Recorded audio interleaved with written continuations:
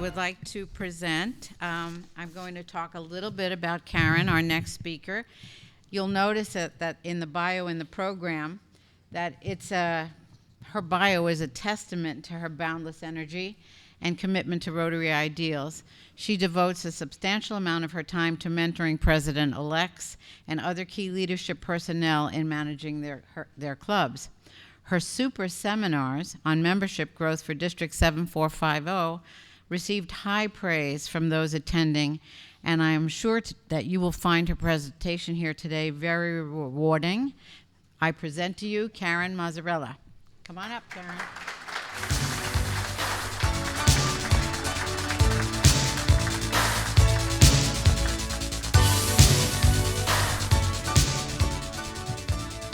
Good afternoon, everybody, and thank you for coming out today. I am, as they said, I am the district membership chair of the second year for District 7450, and our governor is Dave Harridan. So when Dave Harridan tells you to do something, you do it. So that's how I kind of got here. My bio does not have me married, but I'm going to embarrass someone here today. The newest member to our club is 2 months. This is his first district conference. And Joe Russo, would you stand up? He is my fiance, and we are getting married in September. So give him a round of applause. I always wanted to marry a Rotarian, but that way I got a new member for Rotary. So you know how it goes.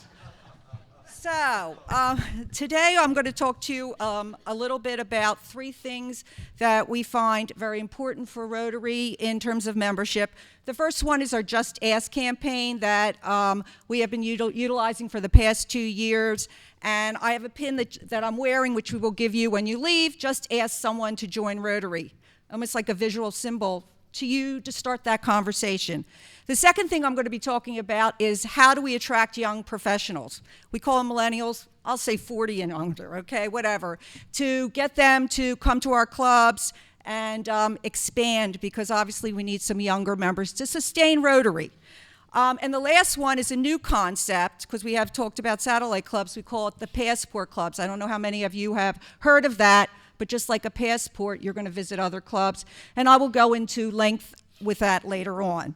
Okay, so how do you create new members? Well, if we go to the next slide, and thank you, Dave Harridan, for doing these, we go into our satellite clubs. How many people have satellite clubs in their district here? Okay, we have a few.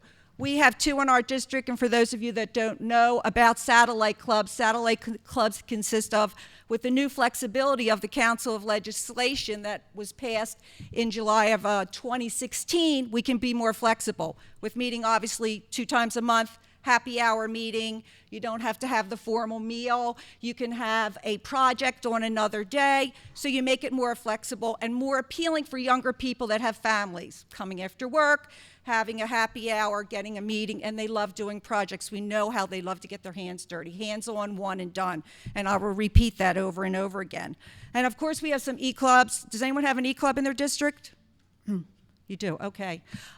We do not, but obviously they do a meeting online, and I hear that some, depending where the e-club is located, can do projects wherever they want to be able to go within their community.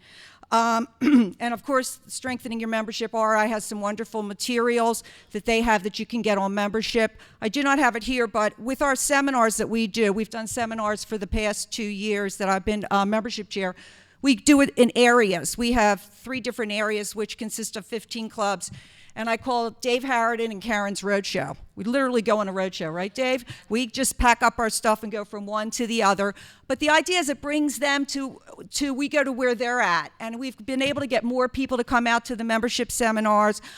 We've put in a whole booklet together, everything from a growth plan to how to attract members to mentoring programs, which sadly I found in my district we do not have a lot of. So when we're talking about that revolving door in and out, we're not retaining them, we're not mentoring them. I can say for myself I was like self-mentored. So, you know, those kind of things. We also went into what satellite clubs are. We go into how, for retention, what are some ways to do that, and also young professionals. We would like to send that to you as a PDF if you're interested. I asked Dave because I think it has some really good ideas that we would like to share with you from our district. So let's get into the Just Ask conversation. This came into being about 2 years ago with our past District Governor Chad Rosenberg, past District Governor Joan Baturi, who's over here, has been a great mentor too, and of course Dave Harridan, our current governor. Just got into this conversation about how do we just ask someone to come to Rotary? How do you go about this? So first, let me ask you to ask someone to your right. Tell them who came up to you and asked you to join Rotary. Can you just share that for 1 minute? Was it a family member, whoever?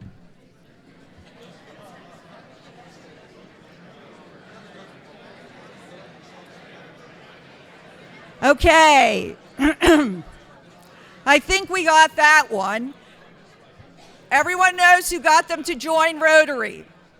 Now, that same person, I want you to tell them how, since you've been in Rotary, maybe you came in for networking. Like for me, I came in for fellowship. I was in a new area, never thinking I'd be up here today. But how has it impacted your life since you've been in Rotary? How has it changed your life? Just give me 1 minute and share with that same person how it has impacted your life.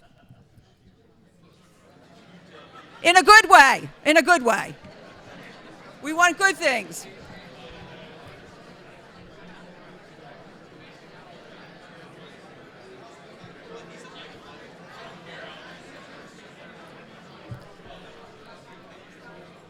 Okay, I think we must have a lot of good things. Okay, I'm just going to pick one person. I already gave her the heads up. Dawn DeFura is our district governor-elect coming in, and I said to Dawn, be my guinea pig. And I would like you tell us who asked you to join Rotary, and obviously you're going to be our district governor. How has it impacted your life? Okay, the person that asked me to join Rotary, actually he's no longer Rotarian, his name was Henry Parrish. He asked me in 2000, I guess it was in 2000, I put in 2005 is when I became a member, my schedule for that. What impacted me most since I've been a Rotarian is definitely the service that we've done and had the opportunity to go to Ecuador and just be around the world and do service projects and talking to Joe, Rotoclass. Rotoclass has been very big, so just doing service, making ourselves more relevant to the community. Okay, thank you. But it's also impacted us. It's probably impacted your family, your friends, your coworkers, and obviously we've changed people's lives, like the story we just heard, people that we have never even met, people that through the projects, global grants, district grants, we've changed their lives and just made amazing changes and made differences in their lives. So it is truly pretty amazing. Thank you, Dave. Now, for our conversation, sometimes our conversation is internally focused when we talk to someone. I know we've heard a lot about our survival in Rotary. I hear this all the time, especially being district membership chair. Such things as our members are getting older and inactive. We better get some more new members. We're not going to survive. Thank you for the water, honey.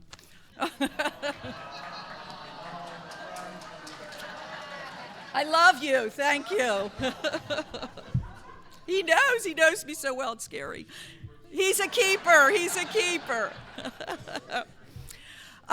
Things like, are we going to dissolve the club? We hear like things, oh my God, the club's going to dissolve. My club's small, I'm worried we're going to have to give our charter back, or are we going to have to go with another club? Those kind of things. It's the survival conversation. We better get more people in because we need the funding, we need the manpower. Maybe we can merge. We can say whether it be our club or our district, and I know some districts in New Jersey are merging.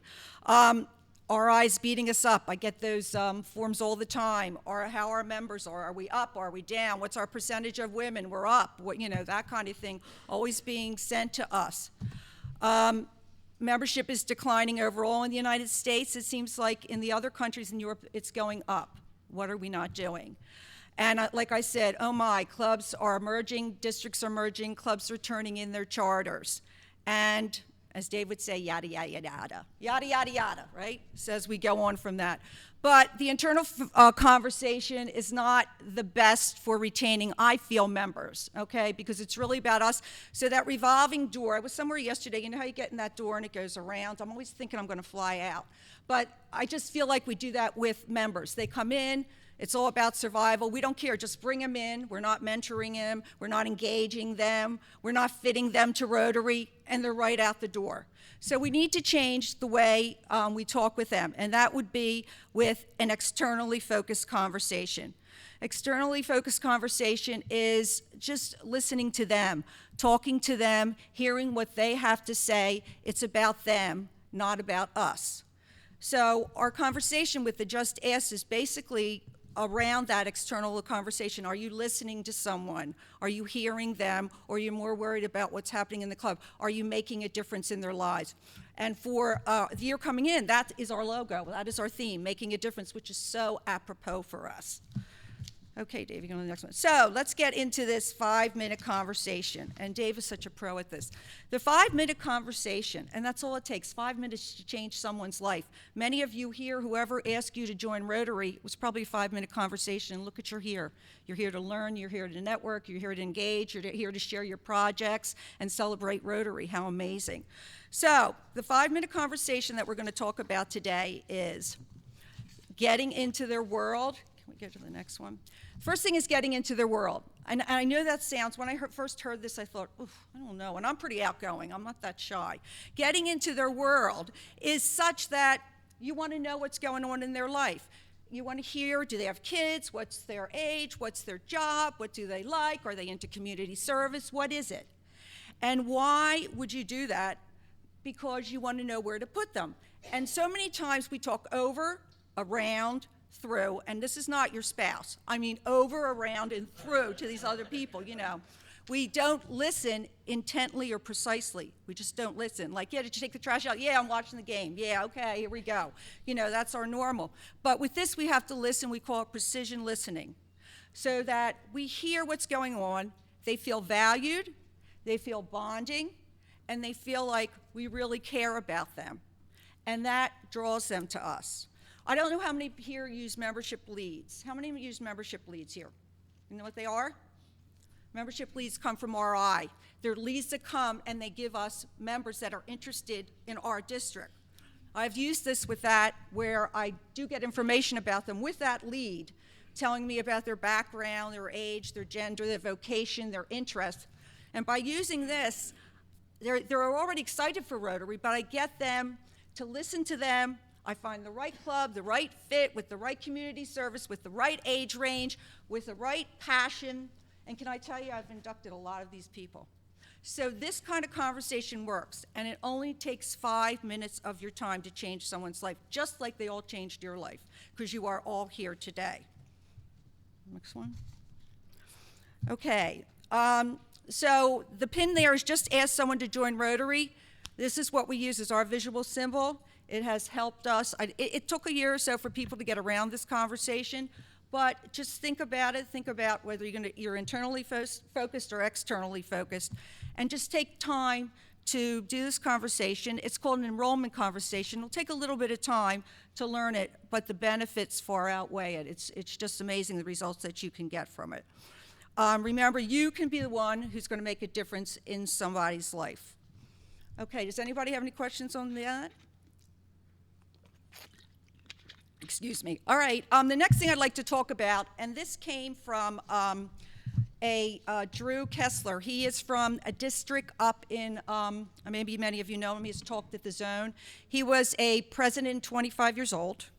He was a district governor in his 30s.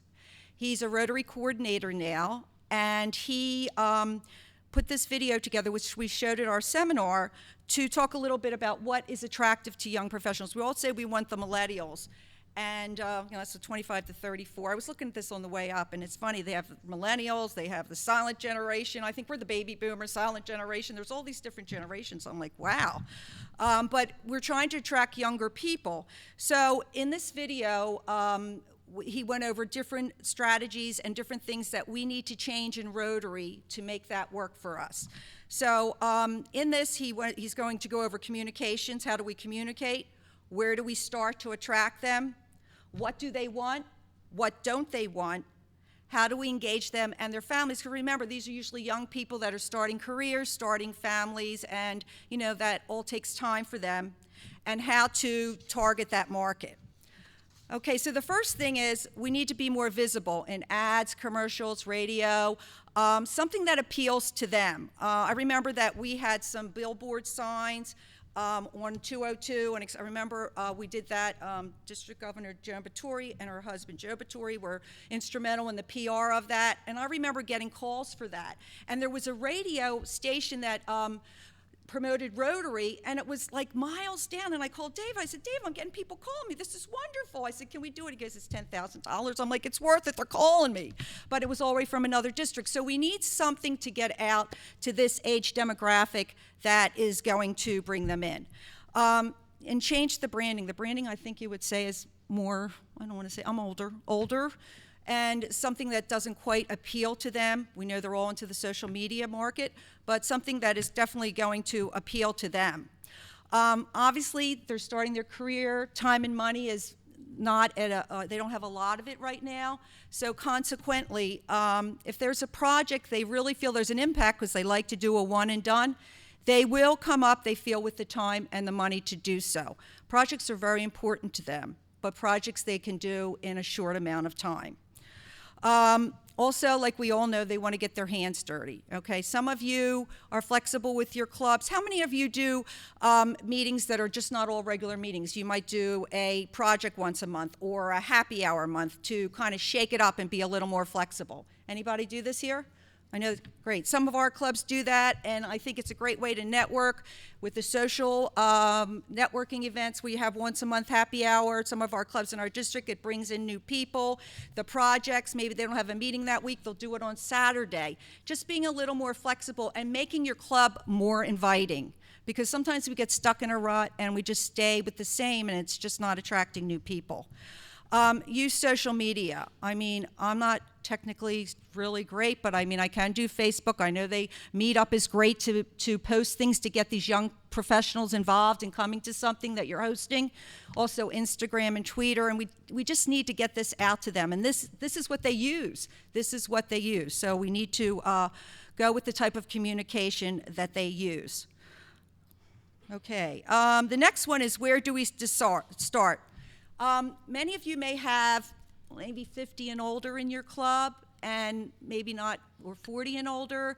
First, you have to decide with the people that have been there for a long time, do you really want young professionals in your club? You have to all be in agreement on this, because you need support that we want this, we want to work together, we want to mentor them. So it's really important that you sit down with your club and make sure that this is what you want to do. And consequently, then there'll be no friction, they'll be welcomed, and they can be part of this club and work together with all ages.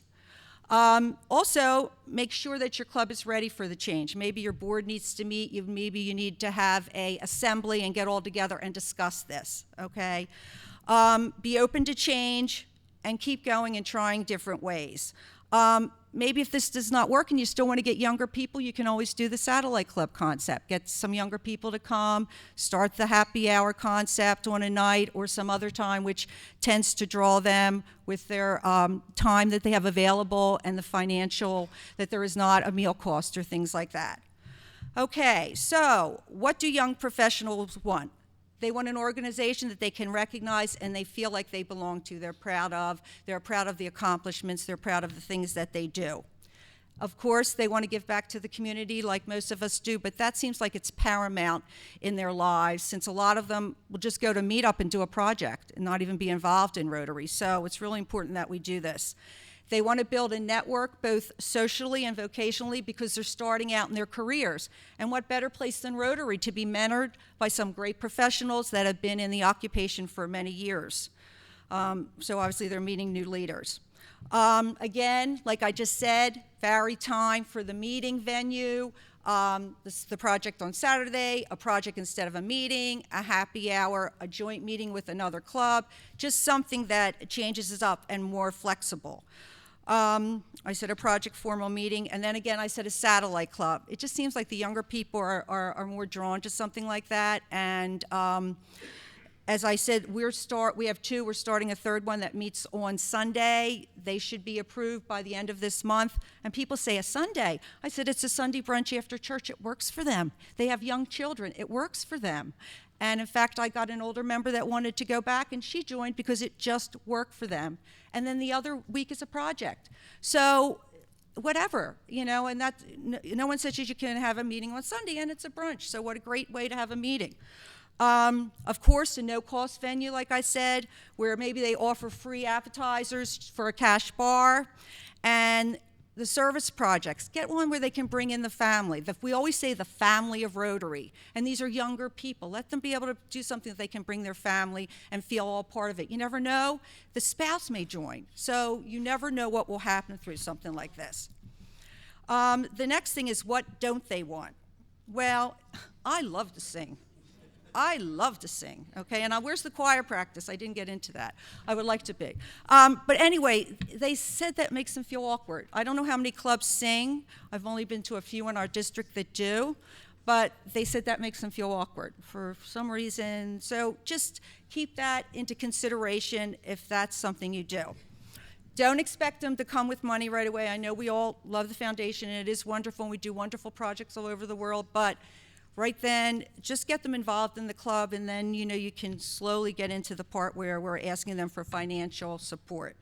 Don't expect that they're going to be the technical gurus of the world for you either. We found that everybody is not technically adept at everything. So if they want to do it, they'll do it. I always say, fit them where it is good for them, not where you have this empty hole and you bring someone in and say, well, they're going to be this technical guru person. You're not going to retain them. They're not going to be happy. And lastly, meetings with the same old format it's not going to fly with them. You need some change. You need something to be exciting. If I came to your meeting today and I was a new member, would I want to stay? Is it exciting, or is it the same old and you're just happy to meet for lunch and breakfast? I mean, you really have to think about that as we move forward to the future. Okay, how do we engage the young professionals family? Well, I had talked about this before, and I brought it up to RI. Have a family membership. But we all have to pay RI dues, but sometimes at a district level, maybe you could just pay for one spouse, and the other one at the district or the club level wouldn't have to pay. So you could just make it called a family membership, like we have a corporate membership. Another neat idea was have a Rotaract or Interactor babysit. How about that? I thought that was really neat because a lot of these people can't come out because they have young children at night. So bring the children, have a babysitter. Then ends up the kids like each other and the kids want to come back, so the parents come back to the meeting. All right, so you got a win-win here, and the Rotaractor and Interactor will be glad to make a little bit of money to babysit. And then be inclusive. Also invite the partners and the family always to be part of it, especially as young professionals. You want to bring them all together. Now, how do we target this market? You have to, like I said, you have to target them through social media, commit to targeting the young professionals, make sure your club is willing to do this. How many do you want? Look for ages under 40. Are there any leadership clubs in your area? Are there any chambers that have this age? Maybe you want to go to them or meet with them and see if you can get some of these people interested in Rotary. And then do, obviously, a membership and networking event that would bring in these young people after you have done this. So, and also invite them to a meeting, happy hour, or a project, like I'd already said. And again, if you invite them to something, don't expect them to pay because you invited them. Okay, that's going to kind of turn them off, as he had said once away. Don't overload them with everything about Rotary. I remember when I first came in, we had all these acronyms, and I'm like, wow, what's this DG, AG, PDG, RYLA, and, TRF. Just give them, some time, to learn about Rotary and love Rotary for what it is, and then we can throw all the acronyms at them. Provide an experience of service and fellowship. I mean, I love Rotary because of service, but I love the people that I've met. The fellowship in Rotary is amazing. It's like people that you never would have met if it wasn't for Rotary, with the same hearts and passion to give back to others. So it has been amazing. Ask them what they want again. This is just like the Just Ask. What do you want? Not what do we want? And that will help to retain them. What is missing from our club? What is it that we need to do for you? Do we need to do more community service? Do we need to vary our meetings? What is it that we need to do? Because we want you to stay. We want to appeal to you. So, that's something that you really have to look at, because sometimes it gets easy to stay in the past and just get stuck with what we're doing because we've just done it for so many years. And give them a job that they're interested in, okay? That's the perfect fit. What is it that they want to do? It might not be that computer. It may be something with community service. It may be working with youth. I was a teacher. I loved working with the youth. That's why I did RILA. So everybody's got something that ignites their passion, makes them learn something new. Make sure that you're doing that when you're attracting the young professionals. Okay, so these are the things we've covered. Communications, where do we start? What do they want? What don't they want? How to engage their families, and how do we target the market? Okay, the last thing that I'd like to talk to you about, and I'm just really excited about this, and I want to thank Dave Harridan, our district governor. Last year in July, he had sent me a Facebook post. He always sends me these things about membership, like I'm going to do all this stuff, but I usually do, Dave. So he sent me this passport. You heard that, Dave? Passport Facebook post, and I looked it up, and I'm like, this isn't California. What is this? So if you know me, I call anybody and everybody. I don't care who's RI, who they are, what their title is. Karen will call them. Well, anyway, I found these two people out in Sacramento, California. And of course, I found their phone numbers. Don't ask me how, but I did. And I called them up and I said, you know what? I see you're doing this passport club. I'd really like to learn more about it. It sounds really interesting. So then I got District Governor left. Dawn involved, I got Dave involved, and we had a conference call with them, and that was kind of last year too. So we got them involved, and we kind of heard about the history of the club, and it just kind of took off from there, and this is something we're learning, trying to do in Dawn's year. But the reason they did this was, his name's Mike Raniera, District 5180, Sacramento, California. He just was a president. He said, we got to do something else. This regular traditional club is just not working. We got to do something different. So he came up with a way to attract new and older members that have been in Rotary before. They have difficulties with weekly meetings because they don't have time. They don't have time for this meeting all the time. But they have a passion for Rotary in terms of service. I mean, really a lot of community service. It reduces the cost of membership because some might be a financial reason, but doesn't mean they don't like Rotary. It just means the financial of paying every week, paying for the meal every week can get costly, et cetera. And also help to provide community service. So the idea behind this concept is that you start a club the regular way. You get 25 members, you have a president, you're going to have a vice president, a secretary, and a treasurer and a board. And they have 4 meetings a year. 2 meetings are like their business, their officer meetings, and 2 meetings are more like a social networking event. And then they have 8 other meetings that are socials. And I called RI about this because I said, I want to do a framework for this, but I want to make sure we're covering all the bases for you, so you're going to approve this. So I had various calls back and forth, till I felt my head was clear with how we could go with this. So the other thing they would do is they have to do 40 hours of service. And I know some of you are going to say to me, Karen, I did 40 hours this week for this conference, and that, yeah, hooray, congratulations, you guys, you're all, just 40 hours of service. So some of them have found a lot. But that's also including meetings. But a lot of this was community service. So they said, well, there's a lot of clubs in our district, and he had 40 clubs, that really need manpower.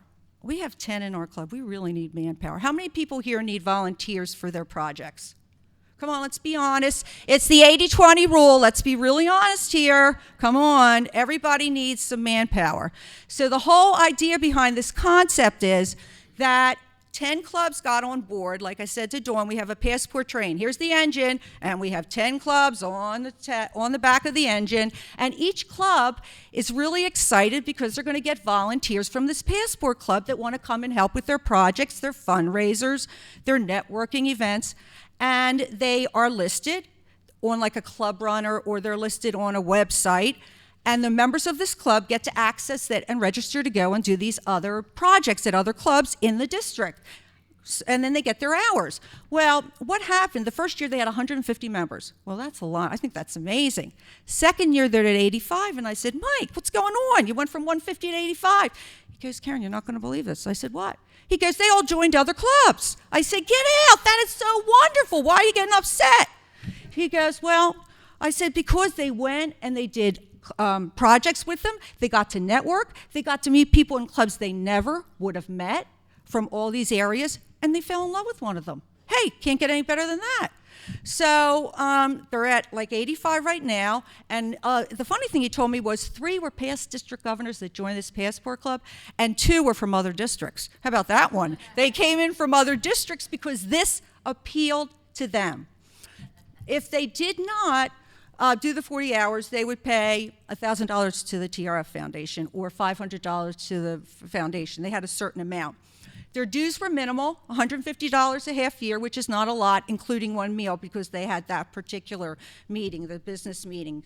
And any other club that joined on board, those 10 cars on the back of that passport train, they would go once a month to a joint meeting with them. So they would get to learn about those clubs too, and they would pay on the spot for that particular meeting. This has really taken off. It's brought in a lot of people. In fact, I have a list with Dawn of people in our district that want to get involved with this. Every day I have someone else call me. I'm like, this is like amazing. So I'm really excited about this. I think it's something that if you sit down and figure out the 2 times with the makeup from doing a project and the meeting, you can make this work. The one passport club would be for the whole district, and obviously the clubs would be coming in from the district, sending in their projects that they wanted done. So it's just another way. We have a satellite club, but just another idea in flexibility, how to come up with a different concept in a club. So I want to thank you very much for letting me come up and talk with you today. If you have any questions about any of this, we were going to send you all the information that we have in the PDF that District Governor Dave is more than happy to send to you. Pins are going to be given to you on the way out, so you can remind someone to just ask and use that enrollment conversation to just ask someone to join Rotary. Thank you so much for your time.